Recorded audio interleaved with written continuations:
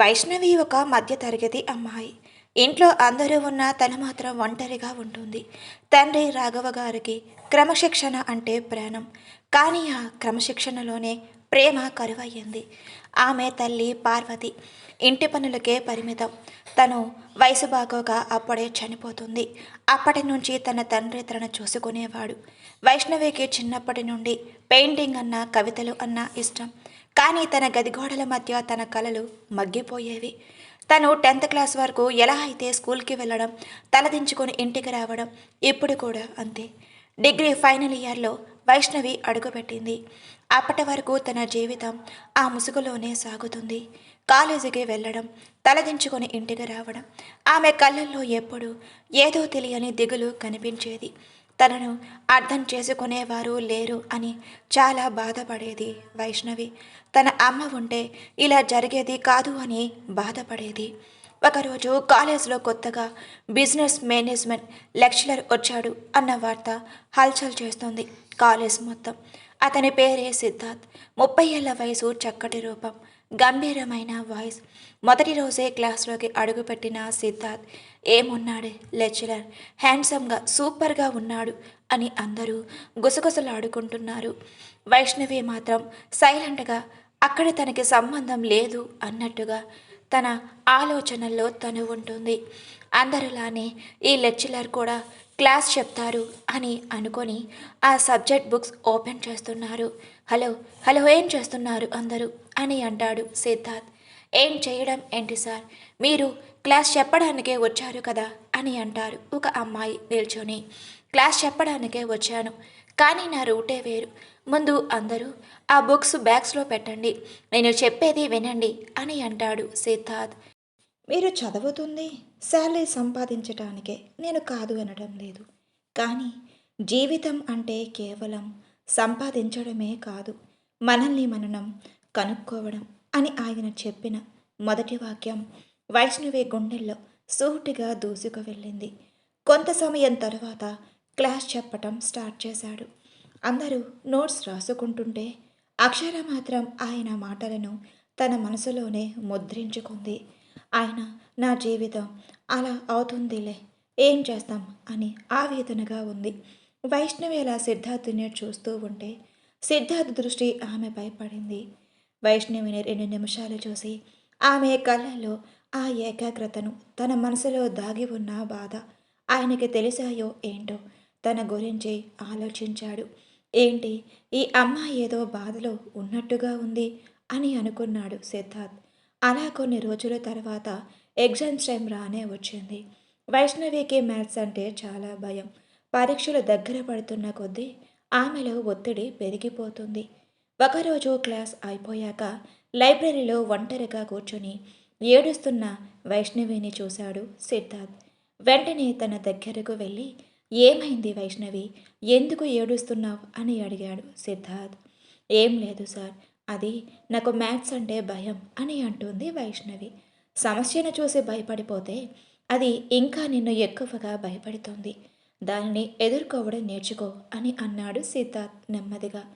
నీకు ఇక నుంచి ఎక్స్ట్రాగా క్లాసెస్ చెప్తాను, నేర్చుకుంటావా, అది నీకు ఇబ్బందిగా లేకపోతే అని అంటాడు సిద్ధార్థ్. అయ్యో తప్పకుండా సార్, మీరు చెప్తానంటే నేను శ్రద్ధగా నేర్చుకుంటాను అని అంటుంది వైష్ణవి. ఆ క్షణం నుండి సిద్ధార్థ్ ఆమెను కేవలం లెక్చరర్గా మాత్రమే కాదు, ఒక మార్గదర్శక మారాడు. ప్రతిరోజు క్లాసెస్ అయ్యాక వైష్ణవికి ప్రత్యేకంగా పాఠాలు చెప్పేవాడు.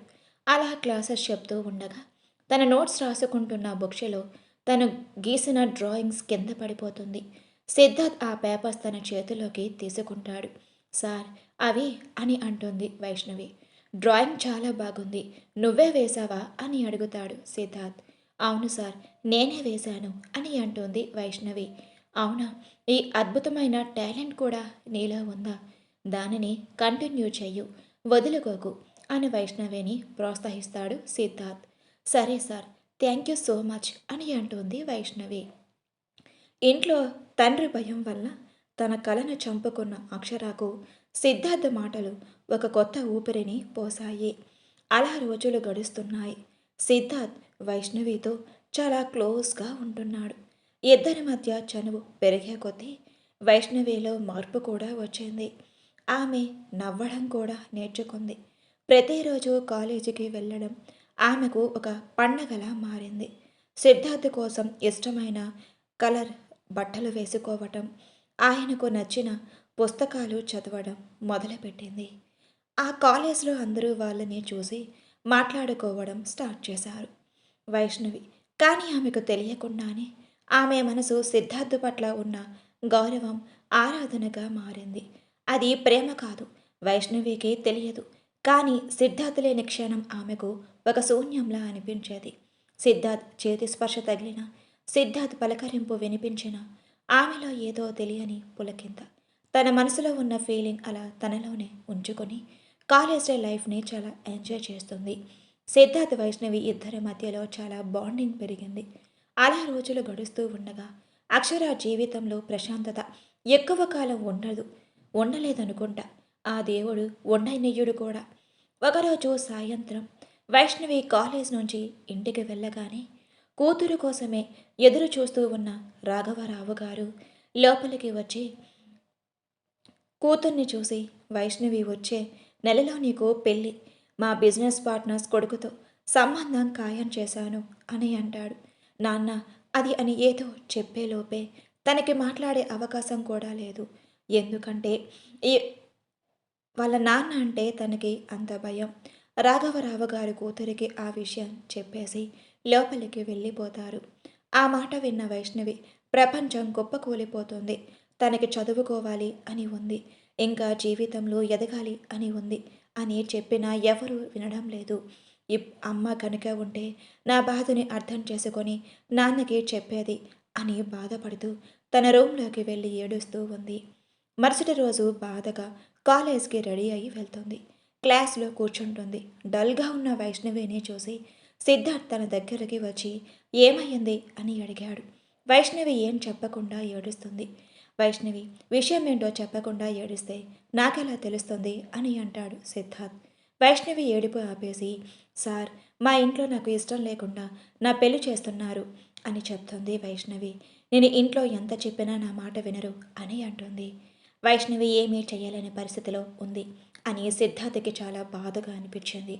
కానీ తన మోటివేట్ చెయ్యాలి అని, వైష్ణవి నిన్ను నువ్వే కాపాడుకోవాలి, లేకపోతే జీవితాంతం పంజరంలో పక్షిలా మిగిలిపోతావు అని తనకి 2 మోటివేట్ మాటలు చెప్పాడు సిద్ధార్థ్. అది విన్న వైష్ణవికి, ఎందుకు సార్ మీరు నన్ను అర్థం చేసుకున్నట్టుగా మా ఇంట్లో మా నాన్న నన్ను అర్థం చేసుకోవట్లేదు అని తన మనసులో అనుకుని ఉంది. సరే నువ్వు ఎక్కువగా ఆలోచించకు, నేను మీ ఇంటికి వచ్చి మాట్లాడుతాను అని అంటాడు సిద్ధార్థ్. అయ్యో వద్దు సార్, మీకెందుకు శ్రమ, మళ్ళీ తప్పుగా అనుకుంటారు, వద్దు సార్ అని అంటోంది వైష్ణవి భయపడుతూ.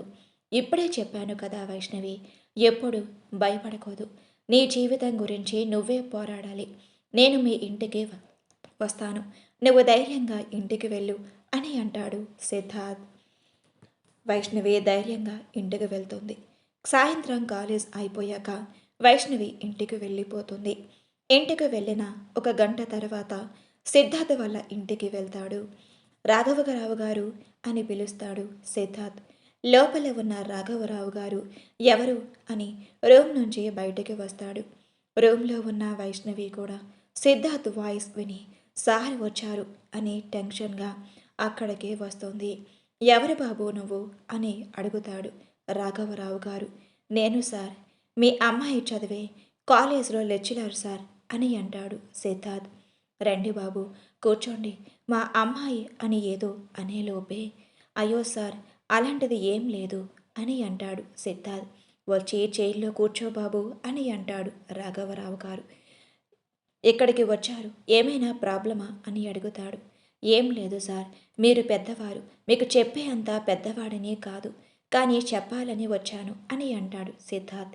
మీరేం మాట్లాడుతున్నారో నాకు అర్థం కావడం లేదు అని అంటాడు రాఘవరావు గారు. సార్ చెప్తే మా నాన్న ఎలా రిసీవ్ చేసుకుంటాడో ఏంటో భయంగా ఉంది అని గోళ్ళు కొరుకుతూ టెన్షన్ పడుతుంది వైష్ణవి. సార్ వైష్ణవి చాలా తెలివైన అమ్మాయి, తనకి చదువుకోవాలని ఆశ ఉంది, ఇప్పుడు పెళ్లి చేస్తే తన భవిష్యత్ నాశనం అవుతుంది అని చెప్తాడు సిద్ధార్థ్. ఆ విషయం మీకు మా అమ్మాయి చెప్పిందా అని అడుగుతాడు రాఘవరావు గారు కోపంగా. మీ అమ్మాయి కోరి ఏమీ చెప్పలేదండి. మీ అమ్మాయి కాలేజీకి వచ్చి బాధపడుతుంటే ఏమయ్యింది అని ఒక లెక్చరర్గా బాధ్యతగా అడిగాను. తాను విషయం చెప్పింది అంతే. ఆ మాట వినగానే రాఘవరావు గారు వైష్ణవి వైపు కోపంగా చూస్తాడు. వైష్ణవి భయంతో తలదించుకుంటుంది. మా అమ్మాయి మా ఇష్టం. మీరు ఇక్కడ వరకు వచ్చి చెప్పినందుకు చాలా థ్యాంక్స్. ఇక్కడ నుండి మీరు బయలుదేరవచ్చు అని అంటాడు రాఘవరావు గారు. మీ ఇంట్లో వాళ్ళే మీ అమ్మాయిని అర్థం చేసుకోకపోతే బయట వాళ్ళు ఎలా అర్థం చేసుకుంటారు సార్? ఇప్పుడు గనక తనకి తల్లి బ్రతికి ఉంటే ఇలా అనేదే కాదు కదా సార్. మీ అమ్మాయి మంచిగా చదువుకొని మంచి పొజిషన్లోకి వెళ్తే ఆ పేరు మీకే కదా అని కొన్ని మాటలు చెబుతాడు సిద్ధార్థ్. సిద్ధార్థ్ మాటల్లోని నిజాయితీ, తను చెప్పే పద్ధతి, సిద్ధార్థ్ హోదా చూసి రాఘవరావు గారు కొంచెం ఆలోచిస్తారు తన కూతురు గురించి. సరే బాబు, చెప్పావు కాబట్టి ఒప్పుకుంటున్నాను. పెళ్ళి అందాక వాయిదా వేస్తాము. నా కూతురు చదువు అయ్యే వరకు అని అంటాడు రాఘవరావు గారు. వైష్ణవి ఆ మాట వినగానే తండ్రి దగ్గరకు వెళ్ళి చాలా థ్యాంక్స్ నాన్న, ఒప్పుకున్నందుకు అని అంటుంది. నాకెందుకమ్మా థ్యాంక్స్, మీ సార్కి చెప్పు, నా కళ్ళు తెరిపించారు అని అంటాడు రాఘవరావు గారు. చాలా థ్యాంక్స్ సార్ అని అంటోంది వైష్ణవి. ఓకే సార్, నేను బయలుదేరుతాను అని సిద్ధార్థ్ వాళ్ళ ఇంటి నుండి వెళ్ళిపోతాడు. వైష్ణవి సంతోషంగా రూమ్లోకి వెళ్ళి గంతులు వేస్తుంది. పెళ్ళి వాయిదా పడటంతో అక్షర గుండె మీద పెద్ద రాయి తొలగినట్టుగా అనిపించింది. సిద్ధార్థ్ నా కోసం అంత దూరం వచ్చి తండ్రితో మాట్లాడి ఒప్పించడం ఆమెకు సిద్ధార్థ్ పట్ల ఉన్న గౌరవాన్ని ప్రేమగా మార్చేసింది. ఇప్పుడు కాలేజీకి అంటే కేవలం చదువు కోసమే కాదు, సిద్ధార్థ్ కోసం కూడా వెళ్తుంది మన వైష్ణవి. ఒకరోజు కాలేజీలో ఉంటూ ఉండగానే భారీ వర్షం కురుస్తుంది. కాలేజీలో ఉన్న వాళ్ళు అందరూ చాలామంది వెళ్ళిపోయారు. చుట్టూ ఏం జరుగుతుందో కూడా పట్టించుకోకుండా మన వైష్ణవి లైబ్రరీలో ఏదో వర్క్ ఉందని నోట్స్ రాసుకుంటూ ఉండిపోయింది. సిద్ధార్థ్ లైబ్రరీ లోపలికి వచ్చి వైష్ణవి ఇంకా ఇంటికి వెళ్ళలేదా అని అడుగుతాడు. లేదు సార్, ఇంకా టైం ఉంది కదా అని వాచ్ చూస్తుంది. అయ్యో, టైం అయిపోయిందా సార్ అని బుక్ క్లోజ్ చేసి వెళ్ళాలి అని అనుకుంటుంది. ఆగు వైష్ణవి, బయట చాలా ఎక్కువ వర్షం పడుతుంది అని అన్నాడు సిద్ధార్థ్. వైష్ణవి ఒక్కసారిగా అటువైపు చూస్తుంది. కిటికీల నుంచి వస్తున్న గాలికి ఆమె జుట్టు ముఖం మీద పడుతుంది. అయ్యో సార్, నేను ఈ నోట్స్ రాయడంలో బిజీగా ఉండి అసలు ఏం జరుగుతుందో చూసుకోలేదు అని అంటుంది వైష్ణవి. సరే, ఇప్పుడు ఎలా వెళ్తావు అని అంటాడు సిద్ధార్థ్. వర్షం తగ్గాక వెళ్తాను సార్, ఏం చేస్తాను, మీరు ఉన్నారు కదా తోడుగా అని అంటుంది. మీరుండగా నాకు భయం ఎందుకు సార్ అని నెమ్మదిగా తనలో తానే అనుకుంటుంది. స్లోగా అన్న సిద్ధార్థ్కి ఆ మాట వినిపించింది. నా మీద నీకు అంత నమ్మకమా? సిద్ధార్థ్ మనసుని తాకింది. సిద్ధార్థ్ వైష్ణవి పక్కన కూర్చున్నాడు సైలెంట్గా. ఎవరు లేరు లైబ్రరీలో, వాళ్ళ ఇద్దరు మాత్రమే ఉన్నారు. కానీ ఇద్దరి మధ్య మౌనం, ఇద్దరి గుండె చప్పుడు వేగంగా వినిపిస్తున్నాయి ఆ సైలెంట్లో. సిద్ధార్థ్ వైష్ణవి కళ్ళల్లోకే చూస్తూ వైష్ణవి చేతి మీద తన చెయ్యి వేశాడు నెమ్మదిగా. వైష్ణవికి టెన్షన్గా అనిపించింది తన స్పర్శ తగలగానే. ఆ స్పర్శకి ఇద్దరిలోని ఏదో తెలియని ఫీలింగ్ కలిగింది. చెయ్యి పట్టుకున్నవాడు కాస్త తన చేతులతో తన మొహాన్ని తీసుకుని, బయట వర్షం, చల్లగాలి, వైష్ణవి పెదవులు వణుకుతున్నాయి. అది చూసిన సిద్ధార్థ్ తన పెదవులను తన పెదవులతో జతచేశాడు. వైష్ణవి కూడా సిద్ధార్థ్కి సహకరిస్తుంది. కొంత సమయానికి తన పెదవులను విడిచిపెట్టి, ఏం చేశాను, నేను ఇలా చెయ్యకూడదు కదా, తనకి ఆల్రెడీ పెళ్ళి కూడా ఫిక్స్ అయిపోయింది అని అనుకుంటాడు సిద్ధార్థ్. ఏమైంది సార్, ఎందుకు అలా అటు తిరిగిపోయారు ఒక్కసారిగా అని తన మనసులో అనుకొని వైష్ణవి ధైర్యం చేసి, సార్ ఏమయ్యింది అని అడుగుతుంది. అది వైష్ణవి, ఆల్రెడీ నీకు పెళ్ళి ఖాయమైపోయింది. ఇలా నేను ఈ టైంలో నీకు ఇష్టం లేకుండా ముద్దు పెట్టుకోవడం తప్పు అని అంటాడు సిద్ధార్థ్. ఆ మాట పూర్తి కాకముందే వైష్ణవి తన పెదవులను అందుకుంటుంది. కొంత సమయానికి వైష్ణవిని విడిచిపెట్టి సిద్ధార్థ్ కన్నార్పకుండా తన కళ్ళలోకే కళ్ళు పెట్టి చూస్తుంది. తన మీద వైష్ణవికి ఎంత ప్రేమ ఉందో సిద్ధార్థ్ అర్థం చేసుకున్నాడు. మీరంటే నాకు చాలా ఇష్టం సార్. రోజు కాలేజీకి వచ్చింది మీకోసం. నేను పరితపించేదాన్ని ఎప్పుడు మిమ్మల్ని చూస్తానా అని. నా జీవితంలో ఏ తోడు లేని సమయంలో దేవుడిలా వచ్చి ఆదుకున్నారు మీరు. నా కలల్ని నిజం చేస్తున్న దేవుడు మీరు అని అంటున్న వైష్ణవి తన పట్ల తనకి ఉన్న ఆరాధన అంతా ఆ క్షణం ఆమె కళ్ళల్లోకి కనిపించింది. అది అంతా విన్న సిద్ధార్థ్ కూడా తనని తాను కంట్రోల్ చేసుకోలేక తన ముఖాన్ని మళ్ళీ తన రెండు చేతుల్లోకి తీసుకున్నాడు. నువ్వు నాకు కేవలం స్టూడెంట్వి మాత్రమే కాదు వైష్ణవి. నిన్ను చూసిన మొదటి చూపులోనే నీ అమాయకత్వం నాకు చాలా బాగా నచ్చింది. నువ్వంటే నాకు ప్రాణం అని సిద్ధార్థ్ చెప్పేలోపే మళ్ళీ ఇద్దరి పెదవులను ఒక్కటయ్యాయి. ఎంతో కాలంగా దాచుకున్న ప్రేమ అంతా ఆ ఒక్క ముద్దులో ఇద్దరికి ఒకరి మీద ఒకరికి ఉన్న ప్రేమ తెలుసుకున్నారు. కొంత సమయం ఇద్దరు ఆ ముద్దుల సయ్యాటలో పోటీపడి కొంత సమయానికి దూరమయ్యారు. సార్, వర్షం తగ్గినట్టు ఉంది, నేను ఇంటికి వెళ్తాను అని అంటుంది వైష్ణవి సిగ్గుపడుతూ. సిద్ధార్థ్ ఏమీ అనకుండా సైలెంట్గా ఆ లైబ్రరీలోనే కూర్చున్నాడు. వైష్ణవి ఇంటికి వెళ్ళిపోతుంది. ఏంటమ్మా ఎంత లేట్ అని అడుగుతారు రాఘవరావు గారు. ఎప్పుడూ లేనిది తన తండ్రి అలా అడిగేసరికి తనకు చాలా సంతోషంగా అనిపించింది. తన జీవితంలో అన్నీ మంచి మార్పులు వస్తున్నాయి అని చాలా సంతోషించింది. అదేం లేదు నాన్న, వర్షం పడింది కదా, కాలేజీలో ఉండిపోయాను అని అంటుంది వైష్ణవి. సరే అమ్మా, వెళ్ళి రెస్ట్ తీసుకో అని అంటారు రాఘవరావు గారు. రూమ్లోకి వెళ్ళిన వైష్ణవి లైబ్రరీలో జరిగిన దాని గురించి ఆలోచిస్తూ సిగ్గుపడుతుంది. సార్కి నేనంటే ఇష్టమేనా? సార్ కూడా తన మనసులో నా మీద ప్రేమ దాచుకున్నారా? ఇప్పుడు నేను సార్కి ముద్దు పెట్టాను కదా, రేపు సార్ని నేను ఎలా ఫేస్ చేయాలి? నాకు ఏదోలా ఉంది అని సిగ్గుపడుతూ తన ముఖాన్ని మోకాలలో దాచుకుంటుంది. లైబ్రరీలో ఉన్న సిద్ధార్థ్ ఇంటికి వెళ్తాడు. నేను ఇప్పుడు ఏం చేశాను? ఒక అమ్మాయిని ముద్దు పెట్టాను. నేనైనా ఇలా చేశాను? నా ప్రమేయం లేకుండానే నేను ఒక అమ్మాయిని తాకాను అని ఆలోచిస్తూ నిద్రలోకి వెళ్ళిపోతాడు. మరుసటి రోజు ఉదయం సిద్ధార్థ్ తన తప్పు చేశాను అనే భావం వెంటాడుతుంది తనను. నేను అసలు ఏం చేశాను? ఒక గురువుగా ఉండి నా బాధ్యతను మర్చిపోయాను. సమాజం ఆమె గురించి తెలిస్తే ఏమి అనుకుంటారు తన గురించి? నేనా మగవాడిని, నా గురించి 2 రోజులు మాట్లాడుకొని వదిలేస్తారు.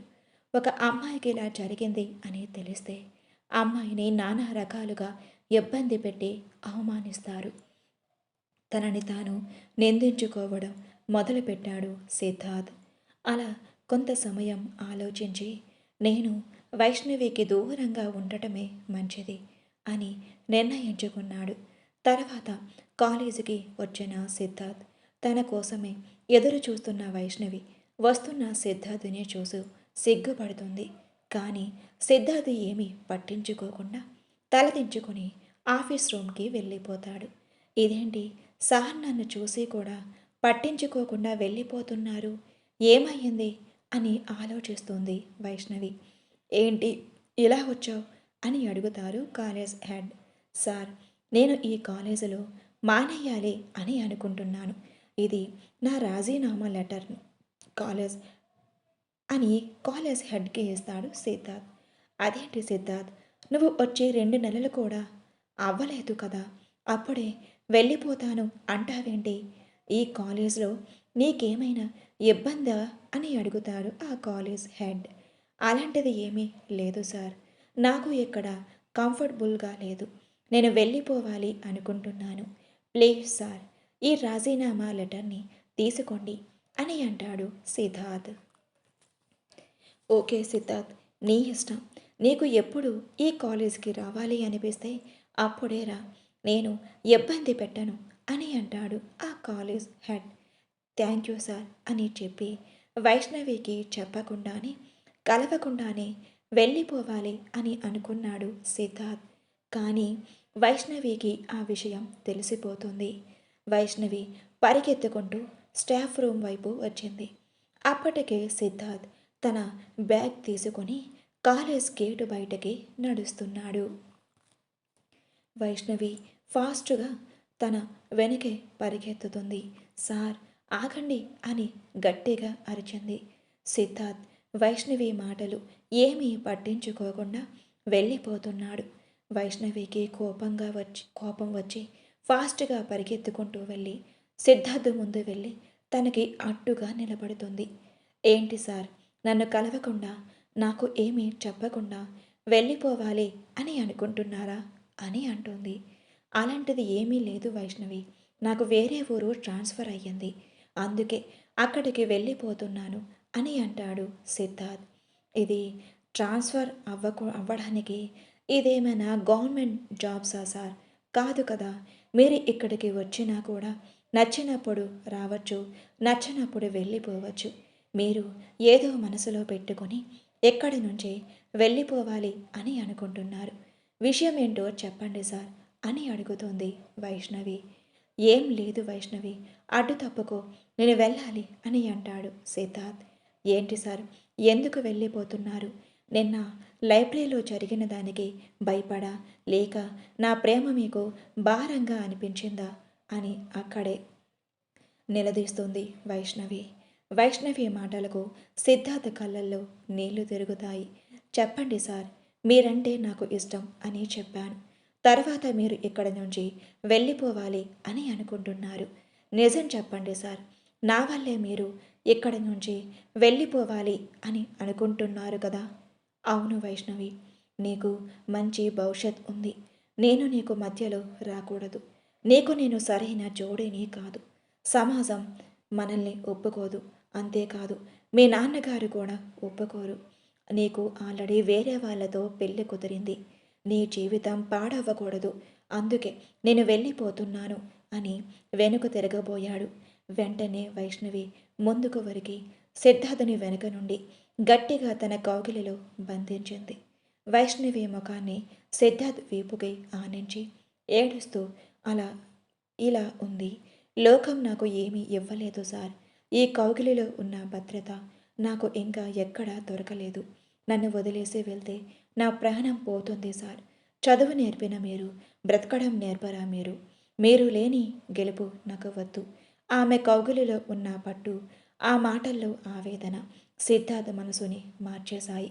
ఒక్కసారిగా వైష్ణవి వైపు తిరిగి ఆమెను గట్టిగా తన గుండెలకు హత్తుకున్నాడు. నీ నుంచి దూరం వెళ్ళడం నాకు ఇష్టం లేదు వైష్ణవి, కానీ నీకు ఆల్రెడీ పెళ్లి ఖాయం అయ్యింది. ఈ టైంలో ఇలా నువ్వు చేస్తే నీ గురించి తప్పుగా అనుకుంటారు. మీ నాన్నగారు పరువు కూడా పోతుంది. మీ నాన్నగారు తన స్నేహితుడికి మాట కూడా ఇచ్చారు. ఈ టైంలో నువ్వు ఇలా చేశావు అని తెలిస్తే మీ నాన్నగారి పరువు పోతుంది అని అంటాడు సిద్ధార్థ్. అలాంటిది ఏం లేదు. ఇప్పుడే నాన్నగారి దగ్గరికి వెళ్ళి మాట్లాడదాం. నాన్న ఓనిలి మాట ఇచ్చారు అంతే. కూతురు కోసం ఒప్పుకుంటారు అని నేను అనుకుంటున్నాను. మన ప్రేమ గురించే చెబుదాం అని అంటోంది వైష్ణవి. కానీ నేను మా నాన్నతో మాట్లాడను, నువ్వే మాట్లాడు. నాకు నాన్న అంటే భయం అని అంటోంది వైష్ణవి. నీకోసం నేను మీ నాన్నగారితో మాట్లాడతాను, పద అని ఇద్దరు వైష్ణవి వాళ్ళ ఇంటికి బయలుదేరుతారు. హాల్లోని రాఘవరావు గారు సోఫాలో కూర్చొని ఉంటారు. సిద్ధార్థ్ అతని దగ్గరకు వెళ్ళి, నేను మీతో పర్సనల్గా మాట్లాడాలి అనుకుంటున్నాను. అది మీ అమ్మాయి గురించి అని అంటాడు సిద్ధార్థ్. చెప్పండి, ఏం మాట్లాడాలి అనుకుంటున్నారు అని అంటాడు రాఘవరావు గారు. నేను వైష్ణవిని ప్రేమిస్తున్నాను. వైష్ణవి డిగ్రీ పూర్తి చేసే వరకు తన కోసం నేను ఎదురు చూస్తూ ఉంటాను. ఆ తర్వాత తనని ఇష్టపూర్వకంగా గౌరవంగా పెళ్లి చేసుకుంటాను అని అంటాడు సిద్ధార్థ్. సిద్ధార్థ్ మాటలు విన్న రాఘవరావు గారు కోపం వచ్చింది. ఏంట్రా, పోనీలే అని కాలేజ్ లెక్చర్ అని కొంచెం విలువ ఇచ్చి మాట్లాడుతూ ఉంటే నా కూతుర్నే పెళ్లి చేసుకోవాలి అని అనుకుంటున్నావా? ఎంత ధైర్యంరా నా ఇంటికి వచ్చే నా కూతుర్ని ప్రేమిస్తున్నాను అని చెప్తున్నావు? అని తన కాలర్ పట్టుకుంటాడు. వైష్ణవికి ఏం మాట్లాడాలి అని ఉన్నా వాళ్ళ నాన్న అంటే భయంతో సైలెంట్గా అక్కడ జరిగేది చూస్తూ ఉంటుంది. సార్, మీరు ఆవేశపడకండి. నేను చెప్పేది ఒకసారి ప్రశాంతంగా వినండి. మీ అమ్మాయికి ఇష్టమైన వాడితో పెళ్లి చేస్తే తన లైఫ్ అంతా హ్యాపీగా ఉంటుంది. అదే ఇష్టం లేని వాడికి ఇచ్చి చేస్తే తన జీవితాంతం బాధపడుతూ ఉంటుంది. గాడిదను చెరువు వరకు తీసుకువెళ్ళగలం, కానీ అక్కడ ఆ చెరువులో ఉన్న నీళ్లు తాగించలేం కదా అండి. ఇది కూడా అంతే. ఒకసారి నేను చెప్పేది వినండి అని అంటాడు సిద్ధార్థ్. ఆ మాటకి రాఘవరావు గారు సిద్ధార్థ్ కాలర్ని స్లోగా విడిచిపెడతాడు. కొంత సమయం ఆలోచించి, నిజమే, ఈ బాబు చెప్పింది కూడా నిజమే. ఆ అమ్మాయికి ఇష్టమైన వాడికి ఇచ్చి పెళ్లి చేస్తే తన సంతోషంగా ఉంటుంది. నా స్నేహితుడు అంటావా, వాడికి నేనేదో ఒకటి చెప్పుకుంటానులే అని అనుకుని, సరే బాబు, మీ ఇద్దరి పెళ్లి చేసుకుంటే నాకు సంతోషమే. నా కూతురు ఎక్కడ ఉన్నా సంతోషంగా ఉండాలి అని అంటాడు రాఘవరావు గారు. పెళ్లికి అంగీకరించడంతో ఇద్దరు హ్యాపీగా ఉంటారు. వైష్ణవి సంతోషంగా వాళ్ళ నాన్నని హక్ చేసుకుంటుంది. ఆ తర్వాత వైష్ణవి డిగ్రీ కంప్లీట్ చేయడానికి సిద్ధార్థ్ తన వంతు సహాయం చేస్తాడు.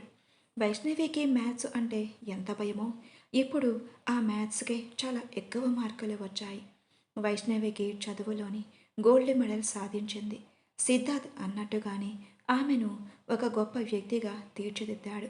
వైష్ణవి డిగ్రీ పూర్తి అయిపోయింది. తర్వాత వాళ్ళ పెళ్లికి ముహూర్తం ఖరారు చేశారు. ఇద్దరి పెళ్లిని ఘనంగా చేశారు.